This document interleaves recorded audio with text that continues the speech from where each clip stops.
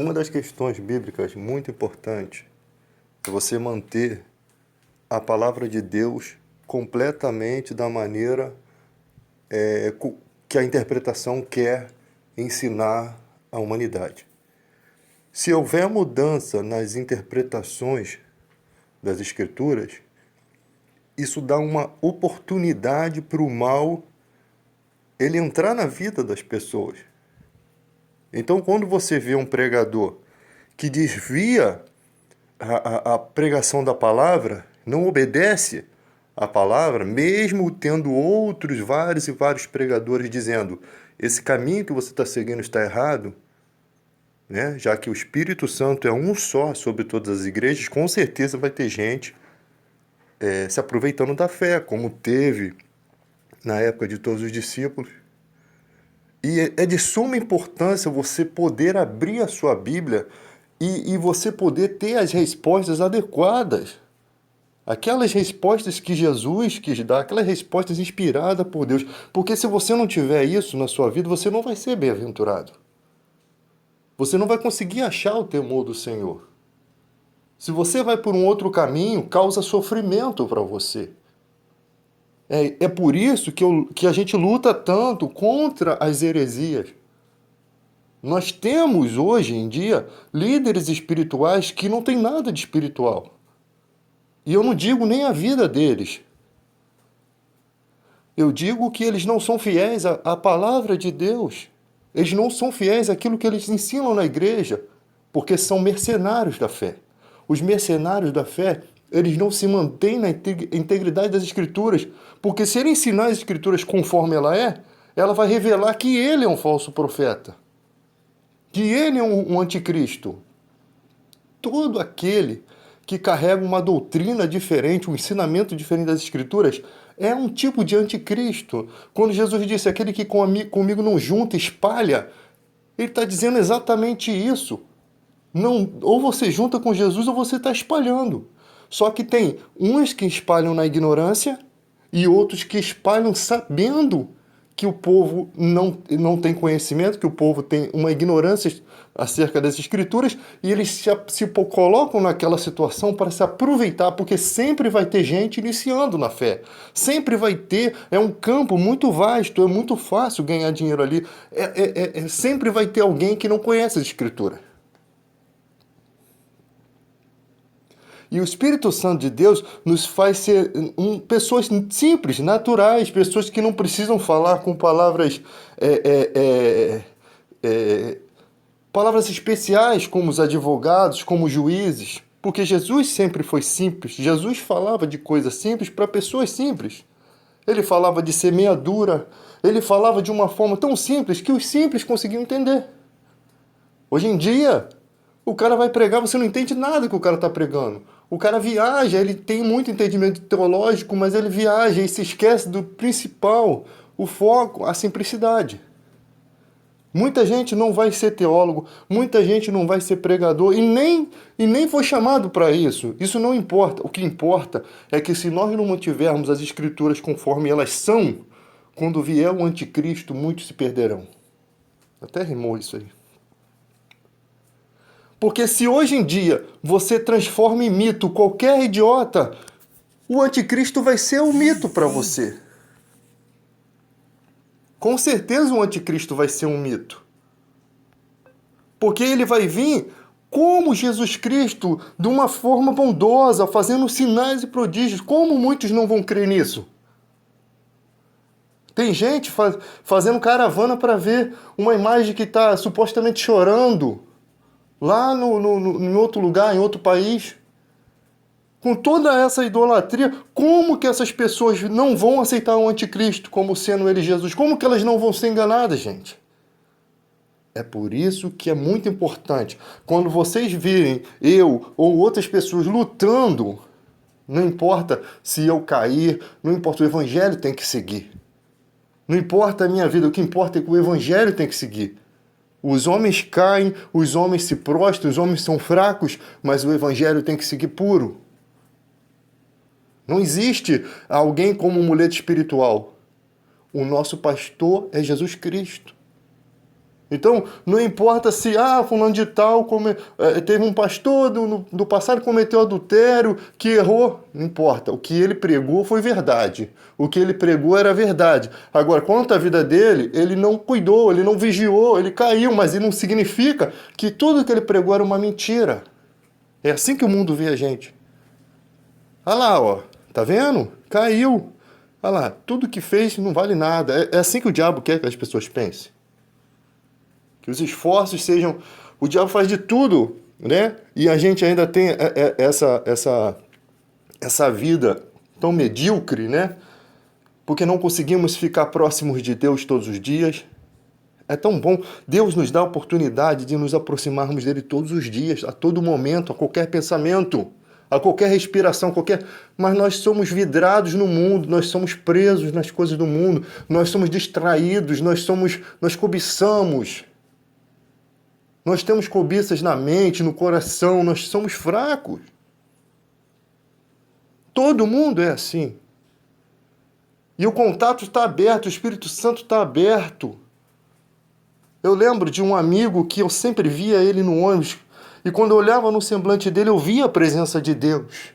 Ele sempre estava consagrado.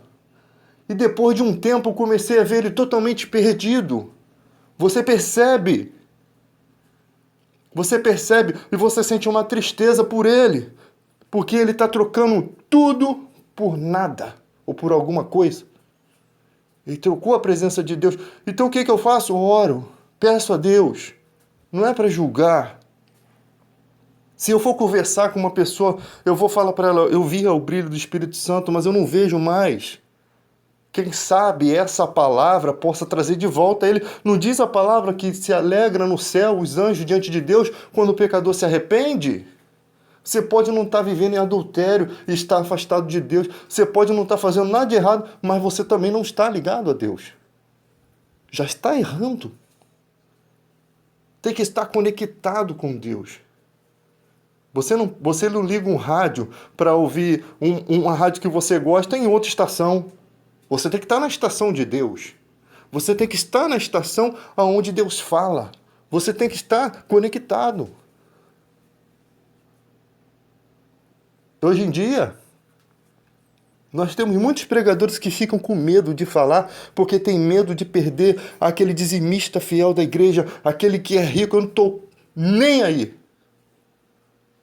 Se fosse comigo, eu não estaria nem ligando para isso. O que importa é a verdade. Quem é da verdade ouve a verdade e se mantém nela. Mais feliz é o justo quando é repreendido. O sábio, ele busca mais sabedoria. As pessoas podem se afastar de você, mas que elas vão seguindo a sua vida com aquela impressão de que você realmente falou o que elas deveriam ouvir, mesmo que ela não entenda agora. Mesmo que ela não compreenda.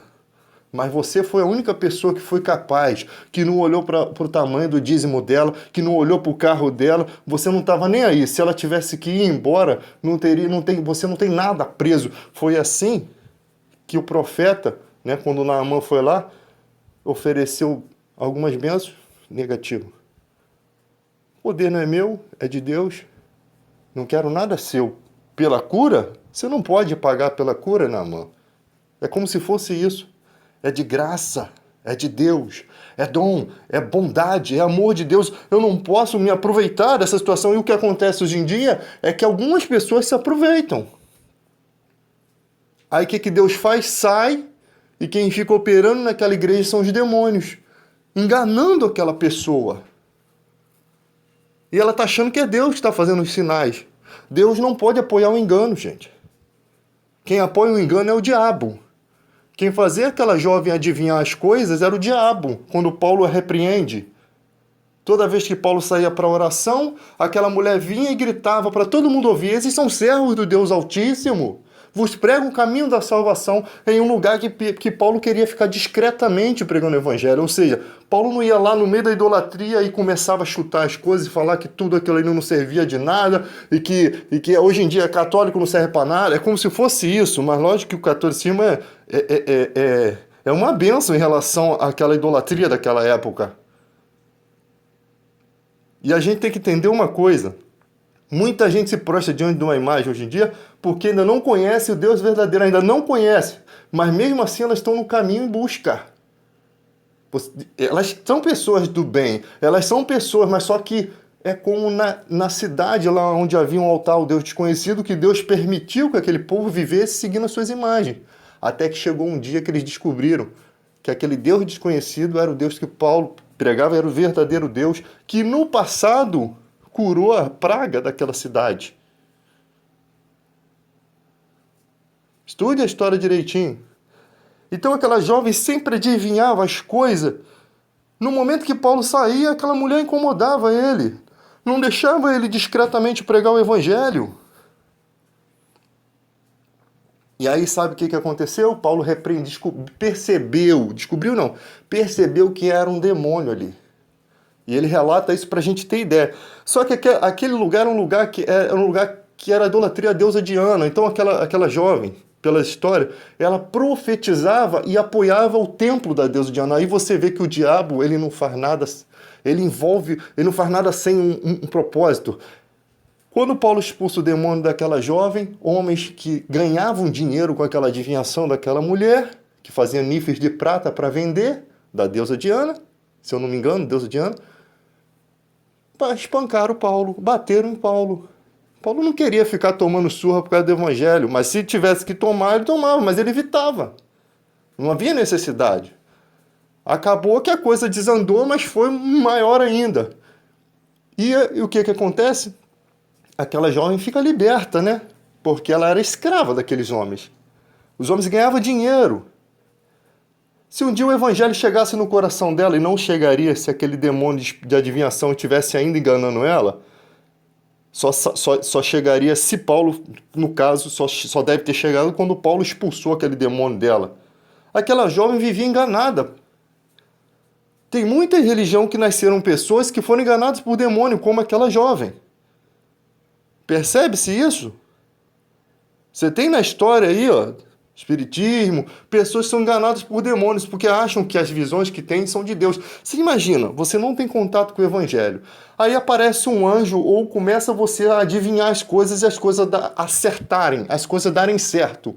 Sendo que Deus nunca erra. Profecias vindas de Deus não erram, são infalíveis, porque nenhuma profecia é de particular elucidação. Homens santos falaram da parte de Deus, ou seja, Deus me revelou. Todo profeta fala isso. Ele nunca fala assim, não, foi eu que tive um sonho, ou foi eu que imaginei isso e deu assim, não. Profecias é assim, Deus chega e fala, David, fale isso, isso e isso.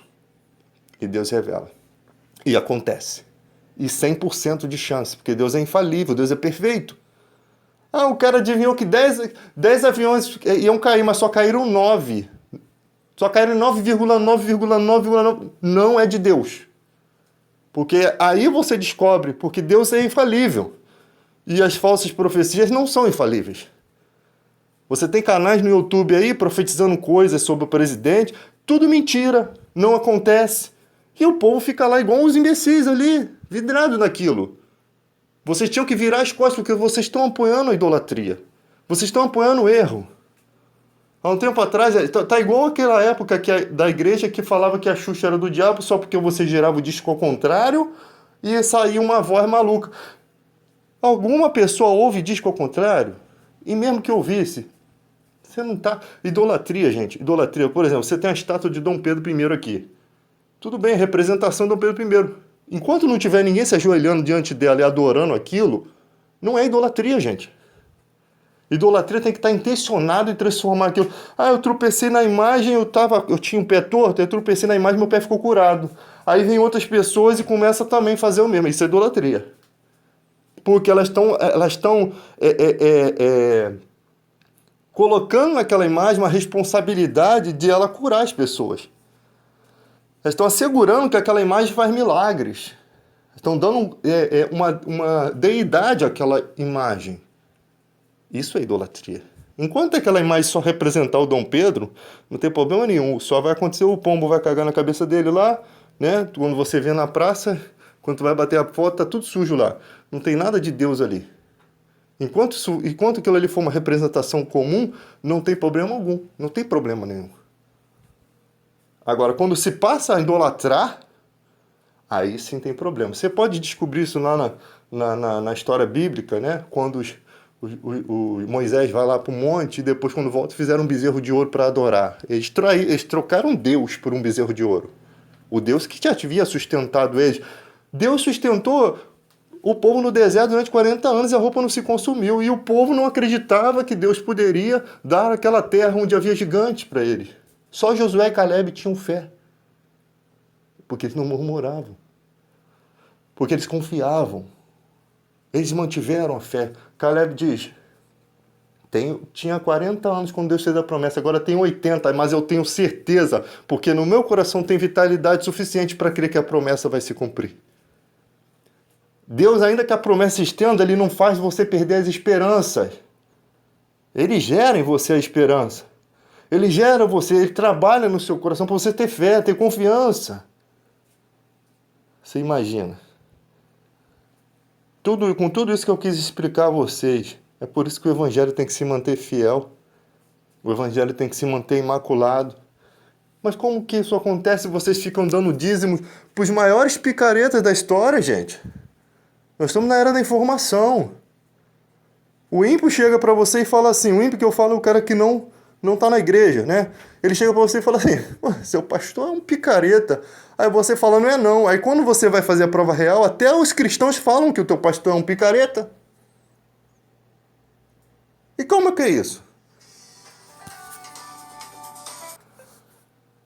O Evangelho é primeiramente puro. Ele não tem sujeira. Ele não tem segundas intenções, gente. Quando o pastor prega, pode vir um ímpio que for. Os fariseus olhavam para Jesus e diziam assim, ali vai ele. A multidão o segue, mas ele não aproveita nada. Os fariseus eram capazes de ver a santidade de Jesus. Paulo, ensinando a Timóteo, ele disse, você afaste-se dessas coisas, que querem ser rico, caem em tentações e ciladas. 1 Timóteo 6,9. Esses daí que buscam essas coisas caem em tentações, porque querem ficar ricos com o Evangelho. Ele está ensinando um pastor. Então ele está falando de outros que vieram pelo mesmo caminho do pastorado ali, não sei se é a palavra certa, mas não me importa, e começaram a fazer coisas erradas. Esses caem em tentações e ciladas, e muitas concupiscências loucas e nocivas que submergem o homem na ruína e na perdição, porque o amor do dinheiro é raiz de todos os males. E nessa cobiça, muitos se desviaram da fé. Se desviar da fé, parece até uma palavra simples, mas é uma coisa terrível. O coração foi vendido. Quando Paulo começa esse texto, 1 Timóteo 6,3, ele fala que o coração do cara ficou, desse tipo de pessoa, ele se enche tanto de soberba e de mentira que o cara começa a ser enganado pelos seus próprios sentidos. Ele começa a achar realmente que está fazendo alguma coisa para Deus, ou seja, o coração dele foi entregue ao engano. Né? Foi entregue ao engano. O coração já enganou ele de uma forma tão maquiavélica que ele não consegue mais voltar atrás. Então não adianta repreender, não adianta. Né? Não adianta, porque o cara não entende. Talvez se começasse a morrer gente que pregasse coisa errada, as pessoas iam ficar com medo. Talvez servisse para alguma coisa. A pessoa, o que estou fazendo? Mas não. Então, para isso, gente, a importância de discutirmos o Evangelho, o Evangelho não tem que ser sempre discussão. A gente discute porque a gente quer o bem. A gente discute não é porque um é melhor que o outro, não. É porque a verdade sempre teve isso no Evangelho. A verdade precisa se manter imaculada.